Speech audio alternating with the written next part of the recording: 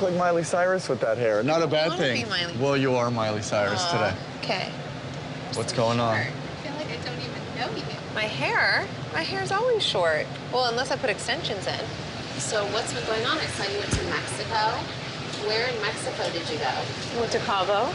Huh. Cabo is like, and you just were so comfortable roaming around town. I never saw one paparazzi. There wasn't one person They're near all us. Well, yeah, I had no idea there was paparazzi. That you fully had like a whole new crew. A whole new crew. Who is this crew?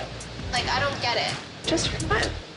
So I see pictures of Khloé with some NBA player, and even though I know not to believe everything on the internet, Khloé and an NBA player do go hand in hand. So, I mean, it's my sister. Of course I want to know who she's hooking up with. What is going on? You never reveal information. Like, it's wild that I have to see pictures, like, of you online, and you don't say one thing.